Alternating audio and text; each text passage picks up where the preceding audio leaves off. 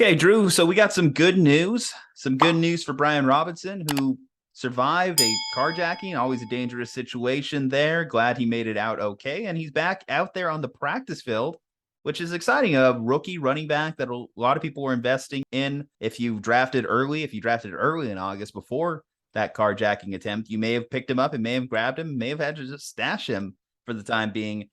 In week one, Antonio Gibson actually gave fantasy owners a decent line, but I know a lot of sentiment soured on Antonio Gibson in the 2021 season. He had just a down year, didn't look the same back, had a little bit of a fumbling issue that I know has driven Ron Rivera crazy. So the selection of Brian Robinson in the third round made people wonder if he was going to really challenge Gibson for touches.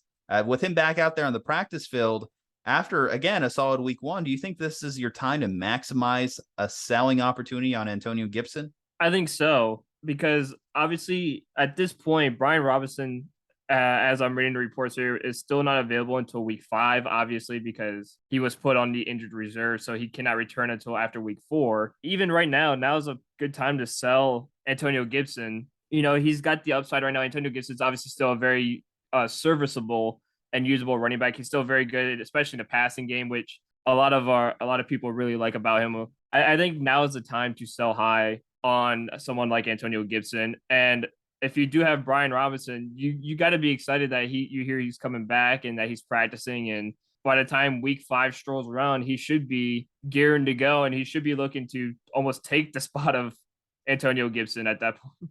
Yeah, some early advice. So we'll get into take the spot of Antonio Gibson soon, but some early advice is at least pick up Brian Robinson because he's on the IR. So you could just throw him into an IR spot. Every league has one or at least a couple of them. I think he's a worthy add in that respect. As far as take the spot from Gibson, see, that's going to be ultimately up to Gibson. Like I mentioned, he had some fumbling concerns last year that made Ron Rivera and the coaching staff there kind of lose a little bit of faith in him. If those were ever to reemerge and Gibson is running hard, running solid, coming off of, I guess, do you just call it an injury, the accident, whatever you want to call it that happened, he's recovering from that injury. We'll have to see how he looks. It's not, I don't know the timeline on someone getting shot and coming back. That's not exactly something that you see happen often. If he's able to come back fine from that, then by all means, he's going to challenge Gibson for at least 70-30 split out the gate. But if Gibson was to fumble or start to lose some of his efficiency like we saw last year, and Robinson's running hard, then we may see this start to turn more into a 50-50 split. I don't know if Gibson's ever going to get completely phased out of the offense as long as he's there, but it hurts his ability to be a running back one on any given week.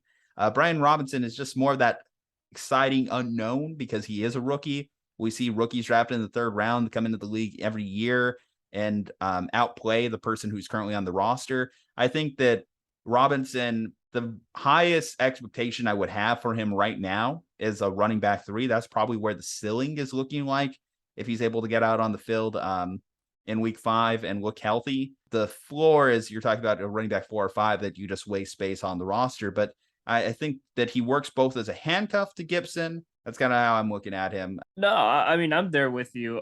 When I mean by take his spot, I didn't really mean to obviously like completely overtake him by he goes off the radar and stuff like that. No, I mean like you said, it kind of dwindles down to like the more like the 50-50 type role where, he gets 50% of the split and stuff like that. So I could see that definitely happening for someone like Brian Robinson. So I'm with you there 1,000%. Obviously, though, you still see, you might see a couple of games where they go to a 2 backfield. You might see Robinson take some carries, and you might see Gibson taking some receptions and stuff like that. Obviously, they're going to keep Gibson around, because he can do stuff in the receiving Solid end. pass catcher, yeah. Absolutely. I believe he was a converted wide receiver, if I'm not mistaken. I think he was too. So if anything, you could almost use him like a wide receiver in aspects where you don't even have to phase him out. You could use like Brian Robinson almost as like a main running back, and then kind of use Gibson as like a wide receiver basically, or like a slot receiver or something. Well, Robinson, his last year at Alabama, so 2021, he ran for 1,300 yards, but he had 35 receptions for 296. So Alabama did use him in the receiving game a little bit. 35 receptions isn't a ton, given what we see from nowadays running backs, but you would expect that Gibson will always have a role on third down, just given that he has the hands and the ability to be a pass catching back. It's just going to be a question of whether or not Robinson can really challenge him on first and second down work, which may just be a hot hand approach eventually by the coaching staff. And we've seen these committees, they just limit people's fantasy ceiling. So again, as far as the original question on whether or not you should be trading Antonio Gibson, if the offer is there and if you can make a savvy move on other owners, knowing that Robinson is waiting in the wings, you probably have a 2-week window. I would say Gibson, he'll be a running back 2 for you this week. As long as he doesn't shit the bed for you over the next couple of weeks, I think that Gibson is someone that you should be looking other teams in your league and just kind of like seeing who may need someone of Gibson's ilk.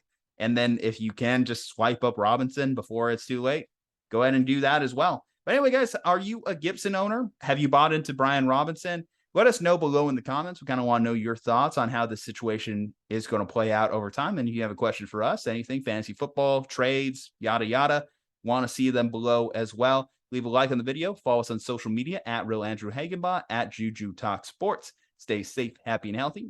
And we'll see you next time.